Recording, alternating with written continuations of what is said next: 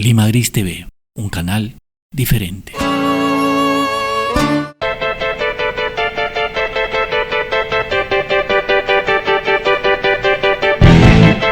Buenas noches, soy Luis Felipe Alpaca, esto es Encuentros y los acompaño por Lima Gris TV para todo el Perú y el mundo.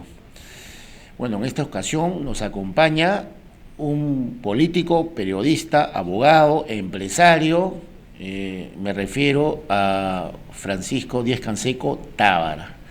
Él también fue fundador del Consejo por la Paz, ¿no? Y tuvo una lucha frontal contra el Fujimorato, ¿no? Y una serie de violaciones de derechos humanos que acontecieron en los años 90. Al mismo tiempo quiero felicitarlo, pues, porque hace 2 días su alma mater, la Universidad Mayor de San Marcos, ha cumplido 470 años, ¿no? Esta fue fundada en 1551. Por eso ahora presentamos a nuestro invitado. Buenas noches, Pancho, ¿cómo le va? ¿Cómo está? Gusto escucharlo, muy agradecido por la entrevista. Gracias por acompañarnos. Bueno, iniciamos mencionando de que el escenario político todavía se encuentra confuso. Tenemos 2 candidatos, ¿no?, que en su mayoría los peruanos no los quisieron, pero ahora ya están ahí para definir en la contienda que se viene el 6 de junio. Me refiero a Pedro Castillo y a la candidata Keiko Fujimori. Sin embargo, la mayoría de analistas, ¿no?, o en presentaciones de otros programas, ¿no?, políticos, se basan básicamente en las candidaturas de ambos personajes, ¿no? O sea, más allá de hacer una lectura que por qué se llegó, ¿no?, a este escenario, que por qué la izquierda se quiere reinventar, o por qué la derecha perdió, o en ese sentido hay un análisis que no está tocando el trasfondo sociológico o político de lo que le sucede al Perú. En ese sentido, usted tiene una lectura muy clara que está basada en teoría, en doctrina, en historia y en política. No sé si podemos hacer un recorrido breve sobre qué le ha sucedido al Perú desde el punto de vista político. Bien, yo le agradezco la pregunta, me parece muy interesante. Efectivamente, el recorrido del Perú en los últimos 35 o 37 años ha sido el de un país en el que la democracia ha funcionado con sus más y sus menos desde el punto de vista del ejercicio de las libertades públicas, pero no ha funcionado desde el punto de vista social. O sea, el Estado peruano, manejado por una sucesión de presidentes corruptos y de sus acompañantes corruptos, descuidó totalmente la salud. Lo hemos visto de manera emblemática con la pandemia, con el colapso del sistema de salud en el Perú. Descuidó totalmente la educación. Los índices internacionales de medida de la educación estatal en el Perú son ínfimos, son una vergüenza. Descuidó la lucha contra la pobreza, porque más allá de las cifras manipuladas del INEI, está bien claro que hoy día la pobreza en el Perú anda oficialmente en el 30% como consecuencia de la pandemia, y extraoficialmente las cifras deben ser mucho más altas. Lo que esto significa es que ha habido, por un lado, un colapso del sistema democrático llevado por dirigentes, empresarios, etcétera, corruptos e incapaces, mientras que se sostenía un sistema de libertades públicas. ¿Qué es lo que esto ha permitido? Que vaya creciendo las posiciones de extrema izquierda comunista, que por supuesto son enemigas del sistema, pero que en un sistema democrático les permite criticarlo, crecer dentro del sistema, para luego ver la manera de destruirlo e instalar en el Perú otro sistema, que es el sistema comunista. Eso es lo que ha pasado. Entonces, el análisis, ya como usted me señalaba, desde el punto de vista ideológico, lleva a lo siguiente. La disyuntiva que hoy se le presenta al Perú el 6 de junio es entre un candidato comunista y una candidata que hereda un pasado autoritario y corrupto de su padre, y que no es pues lo ideal para nuestra democracia, pero que es una candidata que se encuentra inserta dentro del sistema democrático, que no recusa el sistema como si lo rechaza Pedro Castillo. Y Pedro Castillo, entremos ya al plano ideológico, ¿por qué rechaza el sistema democrático? Porque en la base del comunismo, cuyos ideólogos centrales son Marx y Engels, hay varias cosas importantes que yo creo que no se están presentando para que la opinión pública, para que la mente colectiva del Perú pueda votar con pleno conocimiento. En primer lugar, el eje central de la teoría comunista es lo que se llama la teoría de la plusvalía. ¿Qué significa la teoría de la plusvalía? Implica que para los comunistas la utilidad que obtiene una empresa o un empresario, sea cual sea el tamaño del empresario, es ilícita, porque la obtiene del dinero que deja de pagar en salarios a sus trabajadores. O sea, no es que el empresario genere utilidad porque tiene visión de mercado o porque obtuvo un buen contrato que le permite obtener utilidades y cosas por el estilo. No, es lo que le deja de pagar al trabajador.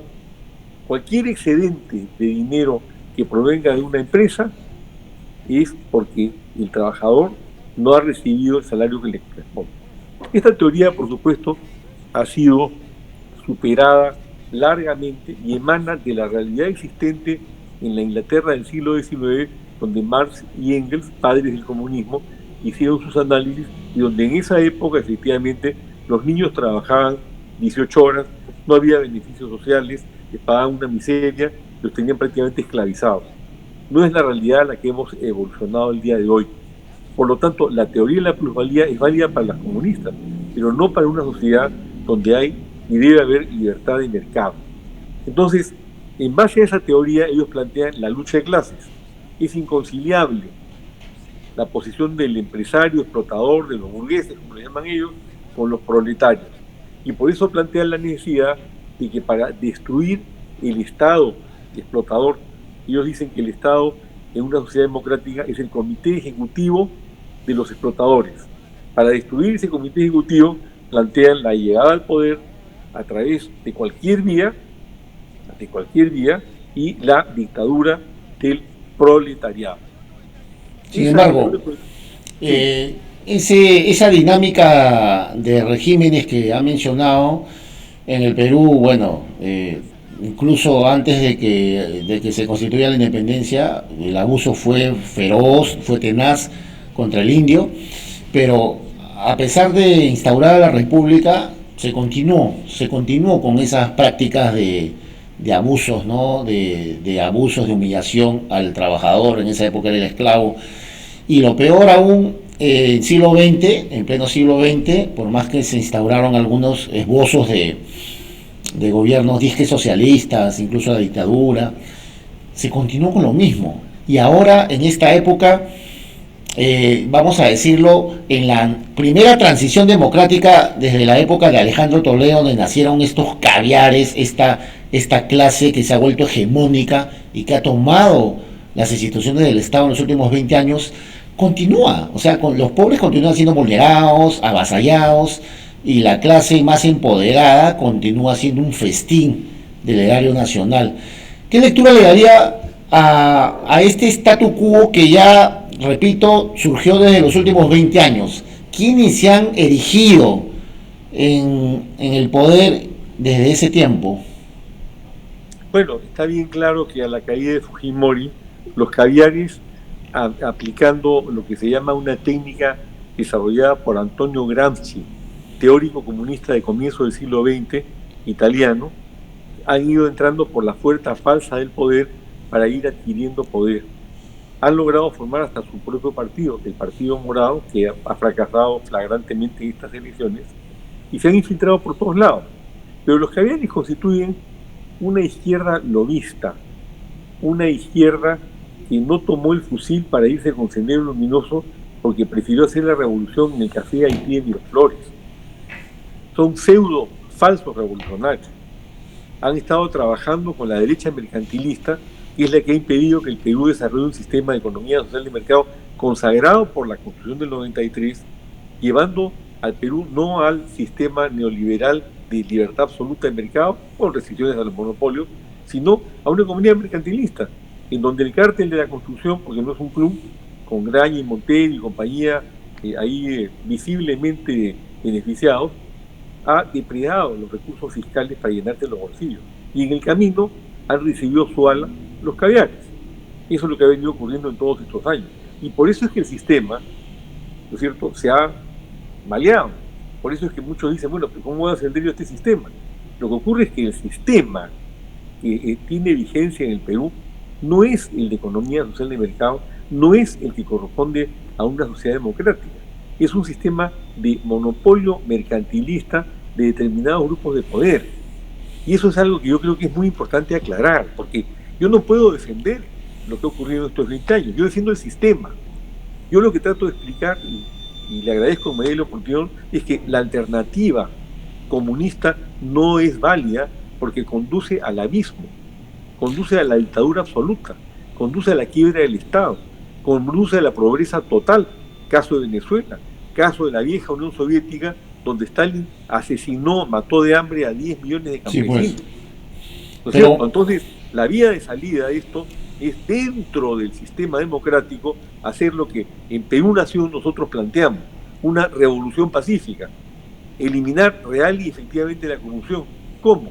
No con declaraciones líricas, no como dice Castillo, muerte civil, que ya existe legalmente, y yo diría tampoco con los planteamientos que hace Fujimori de reformar, de fortalecer la Contraloría. No, lo que nosotros planteamos es la creación de un nuevo organismo integrado con votación popular por personas realmente probas, realmente intachables, realmente preparadas, que las hay muchas en el Perú, para de una vez por todas votar a los corruptos, porque es increíble que todavía se piense que con los mismos corruptos tú vas a reformar las instituciones para que no haya corrupción. Entonces, son las cosas que tenemos que hacer y que las empezaremos a ver a partir del 7 de junio. Pero entre tanto, tenemos que salvar al sistema, porque de otra manera, caer en el comunismo es, no sé si usted ha visto la última declaración de Antauro Humala. Pero perdón, Pancho, sí. Estamos escuchando de que el sistema es repetitivo, o sea, el sistema se prolonga, está corroído, y hay una reinversión de lo mismo. O sea, no se hace una reingeniería, vamos a decirlo, de nuevos regímenes, de nuevos cuadros técnicos. Una prueba de ello es que, por ejemplo, entre estos candidatos, vamos a decir, de Keiko Fujimori, el reciclaje es el leitmotiv de estos grupos.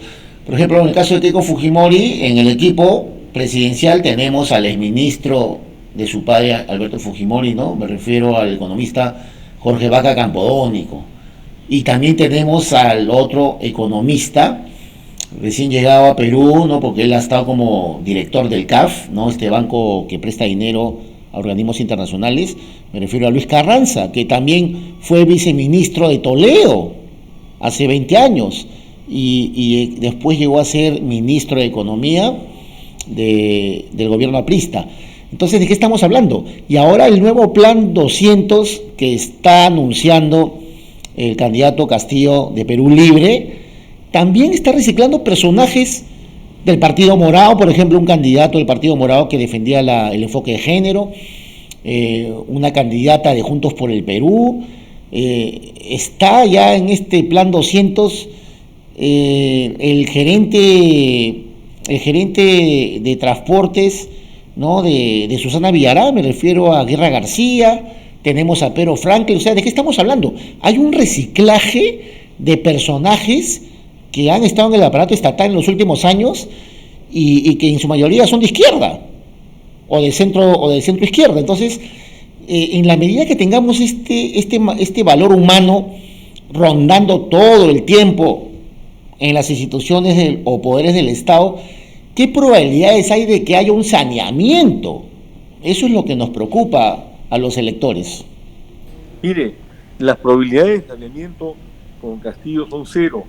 Castillo no tiene o no tenía equipo de gobierno. Castillo ahora está presentando una pasarela de estos personajes reciclados, como usted bien lo señala, muchos de los cuales están desmintiendo haber aceptado su invitación. Castillo tiene un plan de gobierno detrás, que es el plan de gobierno elaborado por Vladimir Cerrón, como todos sabemos, y ese plan de gobierno es un plan de gobierno comunista. Entonces lo que él está haciendo ahora, siguiendo lo que establece el leninismo de Lenin, el padre de la revolución comunista en Rusia, es muy simple: dar un paso atrás para dar dos adelante. El paso atrás es engañar al electorado con el cuento de que él se ha distanciado de Cerrón, de que se ha moderado, de que se ha desplazado hacia el centro. Al parecer. Claro. Y entonces invita a gente de ese estilo, y en el Perú, que es un país lleno de oportunistas, todos aceptan, o muchos de ellos aceptan, felizmente bastante lo están desmintiendo, para limpiarse. Pero el fondo del asunto es que sus planteamientos comunistas están ahí, y el fondo del asunto es que si usted, como usted bien señala, si queremos que el Perú supere esta difícil contingencia, para hacerlo, sacando del escenario estos corruptos personajes reciclados, tenemos primero que salvar la democracia. Y vuelvo a lo que le acabo de decir: hay ya una declaración de Antauro Humala, no sé si de ayer o de hoy en la mañana, diciendo que lo que tienen que hacer, una vez que, según él, llegue Castillo al poder, es que a él lo reinserten en el ejército, porque su promoción es la del año entrante. Este año termina la promoción de su hermanito Ollanta y la próxima es la de él, y que a él lo nombren comandante general del ejército. ¿Por qué? Porque lo dice él también: si no, nos corremos el riesgo de que aparezca un Pinochet en el ejército peruano y le dé un golpe a Castillo. Y fue lo que pasó en Chile. Cuando entró Allende, elegido el primer gobernante socialista de Chile, y destruyó la economía chilena, porque la destruyó, después de un paro de transportistas que paralizó al país, se dio el golpe de Estado, entró Pinochet con violaciones de derechos humanos, con abusos dictatoriales, pero tan estabilizó la economía que hasta hoy día el sistema que dejó Pinochet sigue vigente, y el país ha sido gobernado mayormente por gobiernos de izquierda que gobiernos de derecha. Entonces, esto me lleva a otro tema, si usted me permite brevemente. Hay no una sola izquierda. El monopolio del término izquierda lo han tomado en el Perú dos grupos: los comunistas y los caviares. Ninguno es un grupo democrático. La izquierda democrática esencialmente está representada por la socialdemocracia, cuyo partido más emblemático es el Partido Socialdemócrata Alemán, el PSD, que en su reunión de Bad Godesberg del año 52 abandonó el marxismo y abrazó la economía social de mercado que habían desarrollado los socialcristianos alemanes después de la Segunda Guerra Mundial, y que ha convertido a Alemania en una de las grandes potencias económicas del mundo. En el Perú rige la economía social de mercado, repito, desde el punto de vista constitucional, pero nunca se aplica. Ya, pero surge una interrogante. En efecto, ¿no? La economía social de mercado, incluso en el capítulo económico de la Constitución, que los grupos de izquierda, bueno, quieren cambiarla. Para muchos economistas inciden en la idea de que este capítulo económico no es que esté mal redactado, más bien que los gobernantes de turnos, a través de sus equipos técnicos o sus ministerios de economía, la han aplicado mal, o sea, el embudo o la balanza se inclinó para la población más vulnerable y han empoderado a grupos empresariales, han hecho los lobbies, etcétera. Pero surge un interrogante. Vamos a suponer que nosotros podemos comprender a las personas que van a votar por Keiko Fujimori en honor a la defensa del orden democrático, ¿no? O de la institucionalidad. Pero la pregunta sería: si Keiko Fujimori toma las riendas del gobierno, ¿el statu quo continuaría? Me refiero a esa dinámica de un probable desgobierno que va a trabajar en piloto automático, porque simplemente no va a haber regulación. De repente los contratos y las concesiones mineras van a seguir siendo muy favorecedoras de forma unilateral hacia las mineras, en contra del contrato social, la licencia social, el derecho originario, por decir, las tarifas abusivas de emporios como Telefónica, las AFP. Probablemente sabemos que Luis Carranza, que acaba de ser incluido en el equipo técnico de Keiko Fujimori, también es director de Sigma, que es esta institución que administra los fondos de pensiones de millones de peruanos. Entonces, la cosa es un poco extraña, ¿no? Entonces, ¿a quiénes favorecerían? Yo me pregunto, ¿va a haber un pacto de honor? O sea, Keiko Fujimori, en nombre de salvar la democracia, me repito, nos garantiza también una equidad social. Esa es la gran incógnita. Carla, nosotros, ustedes, los periodistas, los partidos como el nuestro, Perú Nación, que no estamos amarrados ni con la derecha mercantilista ni con Keiko Fujimori, y tenemos que propiciar, por supuesto, nosotros a Keiko Fujimori no le vamos a dar un cheque en blanco. Okay. Vamos a votar por ella para salvar el sistema democrático, y al día siguiente vamos a exigir que cumpla determinadas condiciones y determinadas propuestas en materia de lucha contra la corrupción, de pago de la deuda social, de restablecimiento de un sistema de salud operativo, de levantamiento del caído sistema educativo que tiene Perú, etcétera, etcétera. La economía social de mercado lo que establece con claridad en la Constitución de Perú. Además, no lo inventaron, quienes lo hicieron, se la copiaron de los alemanes. Es que el Estado debe participar en áreas fundamentales como la salud, la educación, la construcción de infraestructura, la promoción del empleo, el control de los monopolios, la eliminación del acaparamiento y de la especulación, todo lo cual no funcionaba para ningún efecto y no ha funcionado. Eso es lo que tenemos que hacer, que funcione dentro del sistema democrático de libertades públicas. Pero si entra una persona como Castillo, que no sabe distinguir entre lo que es utilidad y ventas de una empresa, y que después de escuchar todas sus intervenciones realmente está muy mal capacitado, inclusive para ser maestro, lo cual refleja la crisis de la enseñanza en el Perú, y tiene detrás a un equipo de comunistas que lo que creen, por lo que yo acabo de escribir desde su punto de vista ideológico, es que el Estado debe tomar todo y manejar todo. Ya sabemos lo que va a ocurrir, se va a destruir la economía nacional. Con Keiko Fujimori lo que tenemos que hacer es vigilar con espíritu crítico que caminen las cosas, que hagan las reformas que se tienen que hacer.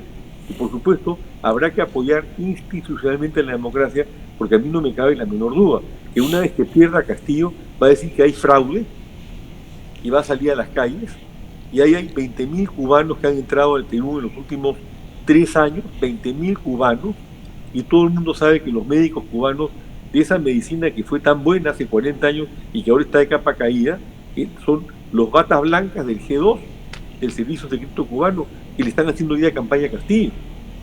Entonces, por amor de Dios, no nos engañemos.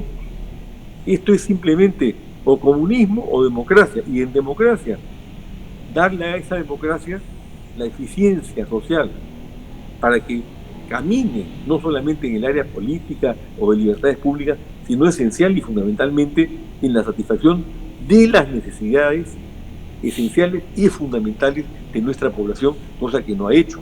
Pero el otro sistema no satisface nada, simplemente se crea una gran cúpula de poder, como la denominó en un famoso libro Milovan Gilas, la nueva clase.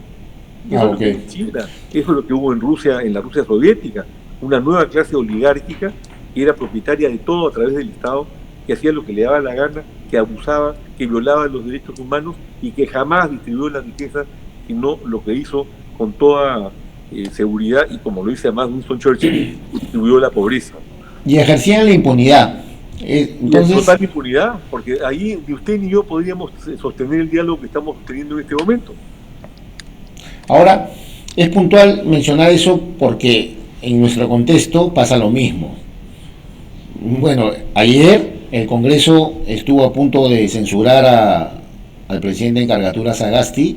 Finalmente no prosperó este pedido de moción que iba a devenir en una vacancia, pero las razones del congresista que impulsó esto es por el desgobierno, la ineficacia, ¿no?, de las vacunas, la falta de planta de oxígenos, falta de compra de pruebas moleculares, etcétera. O sea, lo mismo que estamos viviendo desde hace más de un año, cuando la pandemia inició en el gobierno del denominado Lagarto Vizcarra.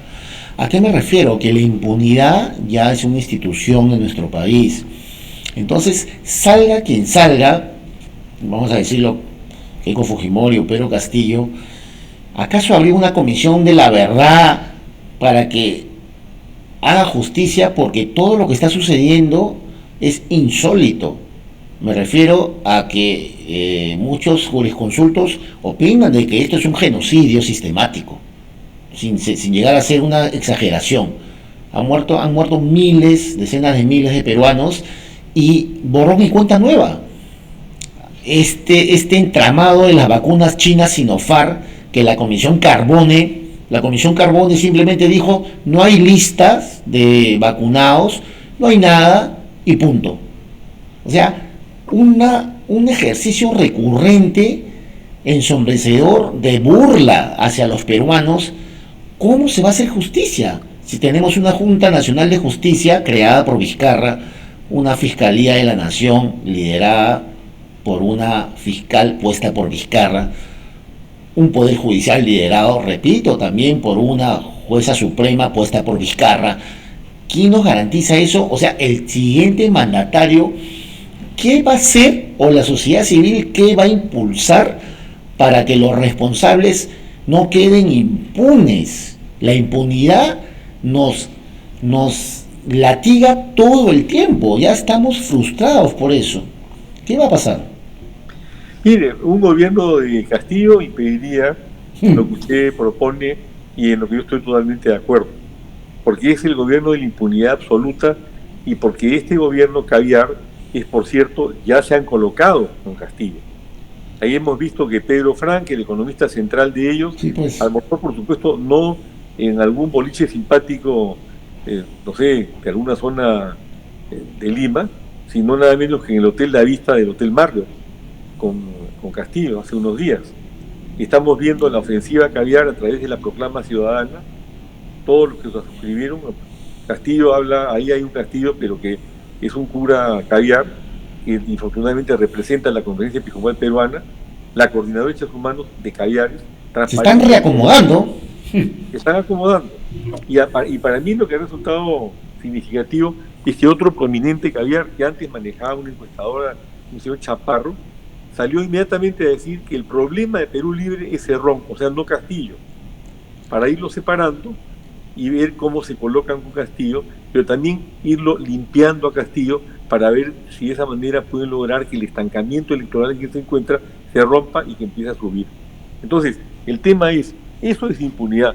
En el otro lado, por lo menos, la preservación del sistema democrático nos va a permitir salir de lo que usted está diciendo ahora, que queremos una comisión de la verdad para que investigue todas las trafas que se han hecho. Es increíble que el otro día salió el gerente del asado en Perú a indicar que ellos habían querido comprar 100.000 vacunas para vacunar a todo su personal y además extenderlo a las poblaciones de Tacna y Moquegua, y que el MINSA no les ha dado el permiso, en primer lugar porque el laboratorio donde están comprando las vacunas, que es un laboratorio ruso, que no está autorizado en el Perú, y que en segundo lugar, pero fundamental y esencialmente, que ese es un despropósito. El Estado ha priorizado a los de tercera edad o mayores de edad y a las personas vulnerables, y que esto rompería la política establecida por el Estado. ¿Puede usted escuchar semejante cosa, Luis Felipe? Otra barbaridad, porque Ugarte es rojo, al final de cuentas, y el otro es caviar, y han manejado todo desde un punto de vista ideológico. Terrible. Y cuando empiezan ahí a decir, no, la vacuna Sinopharm que se colocó Vizcarra y ya se enfermó, y se la puso el rector de San Marcos y se murió, no, esa vacuna es válida porque ha sido validada por la Organización Mundial de la Salud. Pero ¿acaso estos señores no saben que el jefe de la Organización Mundial de la Salud fue puesto por los chinos y que es comunista maoísta? ¿No saben eso? Y que desde ese punto de vista la OMS está totalmente desprestigiada. Ese es el tipo de manejo que hacen los comunistas, porque la vida humana, y Felipe, no les importa. Sí, en la pues. ética marxista, que Destruyen. es una ética maquiavélica, Destruye. el desarrollo del ser humano no es individual sino colectivo. Por lo tanto, no importa que el señor Stalin, y le digo señor porque se me ha escapado la palabra, que Stalin haya asesinado a 10 millones de campesinos ucranianos, que los hizo morir de hambre porque se llevó la cosecha de trigo para exportarla, para poder consolidar el Estado socialista, y mandaba las tropas soviéticas a los pueblecitos a cerrar el pueblo para que no pudieran salir, y veían cómo se morían de hambre y los dejaron morirse de hambre. Esa atrocidad refleja lo que es el pensamiento marxista, que según ellos sobreponen los intereses de todos los proletarios por encima de los derechos humanos, que son individuales. Eso es lo que tenemos al frente con Castillo. Eso es lo que está sosteniendo hoy el gobierno de Sagasti y el de Ugarte. No, señores de la SAURI, no traigan ninguna vacuna porque eso va contra nuestra política, que es sagrada. No, precisamente, hoy día estuve viendo en una transmisión en RPP dándole tribuna a este personaje, el ministro Víctor Zamora, imagínense, o sea, le siguen dando tribuna a estos personajes que han sido enemigos de los peruanos, que no se han dignado en trabajar realmente por defender la salud de todos nosotros, y todavía les dan tribuna, es increíble. Pero hay un aspecto que no debemos dejar de tomarlo en cuenta. El tema del fraude, por ejemplo, para todos los oyentes, hay que resaltar de que Perú Nación, ¿no?, que es el partido político de Pancho, ¿no?, fue vetado también el Jurado Nacional de Elecciones. De una forma extraña se le excluyó de los comicios, solo por un trámite virtual de demoras de tiempo, se le excluyó. Entonces, el jurado, ¿qué rol ha cumplido? Pues ha sido estrecho para unos y ancho para otros. O sea, a Vizcarra sabemos que hubo un cambio de votos y después lo incluyeron, a pesar de la tacha grave que tenía, lo incluyeron.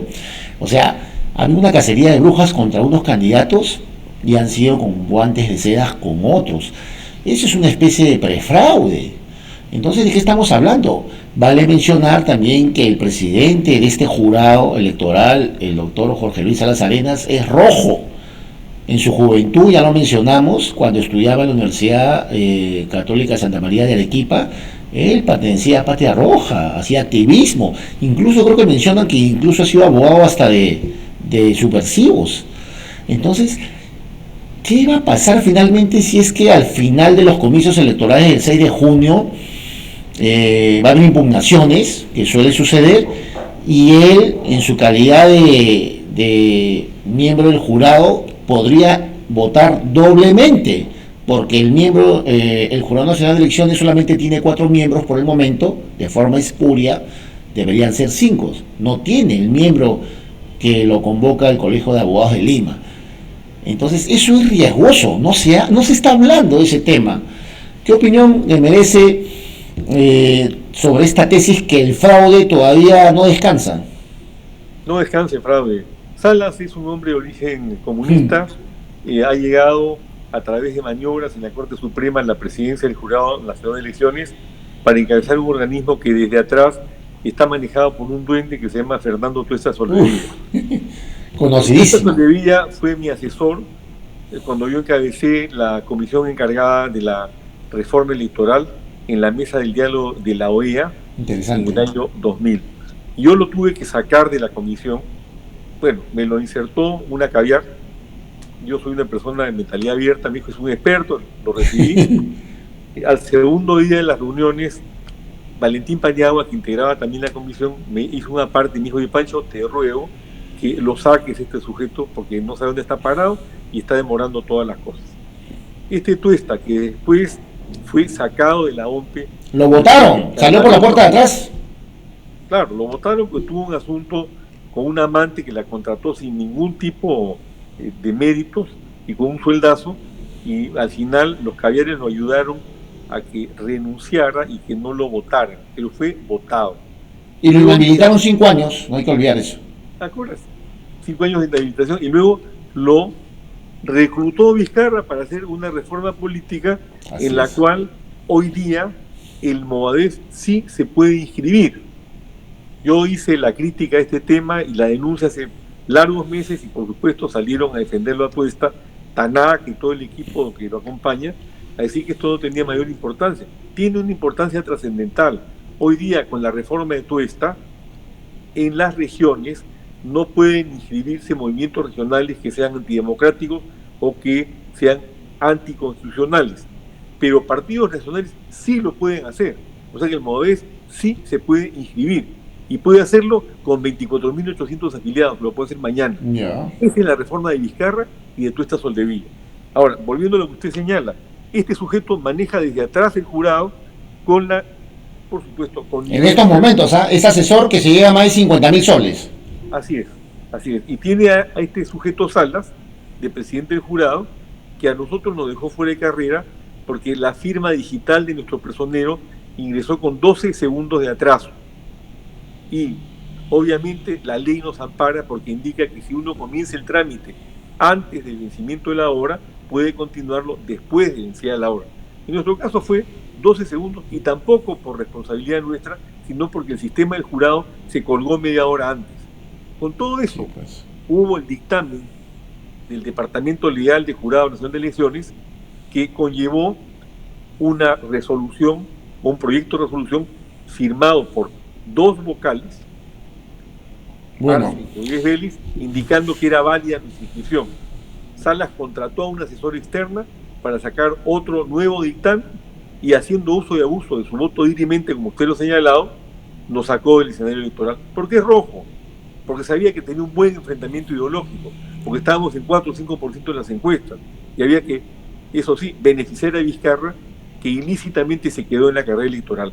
Estamos frente a eso, frente a un posible fraude, porque me preocupa lo siguiente: en otros países como Venezuela se aplicó una fraudulenta llamada transición electrónica. Acá en el Perú le han puesto otro nombre. Habría que investigar qué está pasando ahí, cómo se va a manejar, porque una elección tan peleada como esta, unos cuantos votos, ciertamente al final van a definir si el Perú se queda dentro de la democracia o cae en manos del comunismo, que amparan sujetos como Tuesta, como Salas, como Castillo y como Cerrón. Pancho, bueno, lamentablemente el tiempo siempre es implacable, nos gana, y quisiéramos saber, bueno, hay muchos empresarios que están un poco aprensivos, nerviosos, preocupados, quieren irse del país, están transfiriendo sus cuentas. Finalmente, brevemente, por favor, quisiéramos saber su opinión. ¿Vale la pena luchar en el Perú y quedarse en el Perú? ¿Qué va a pasar? Mire, yo me quedo en mi país. Es mi patria a la que yo amo. Daré la batalla hasta las últimas consecuencias. Yo soy un empresario privado. Jamás he mandado un cobre afuera. Todo está aquí adentro. Y aquí me quedaré con mis hijos, con mi familia, con usted y con los peruanos de buena fe, a darle la batalla a estos apátridas. Porque quiero decir algo más. Según los marxistas, los proletarios no tienen patria. Pues nosotros sí tenemos patria, y esa patria se llama Perú.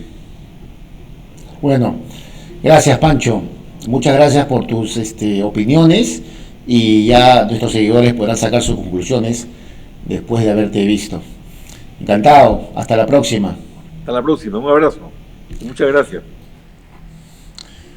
Bueno, hemos escuchado, ¿no?, las opiniones muy sesudas de nuestro amigo Pancho Díez-Canseco, y la apuesta por el Perú. Finalmente, no es un empresario que ha trabajado en la agricultura hace más de 40 años, ¿no?, pionero de la quinoa orgánica, y nos sugiere pues que luchemos, ¿no? Finalmente el Perú es sagrado, ¿no?, es más grande que nuestros problemas.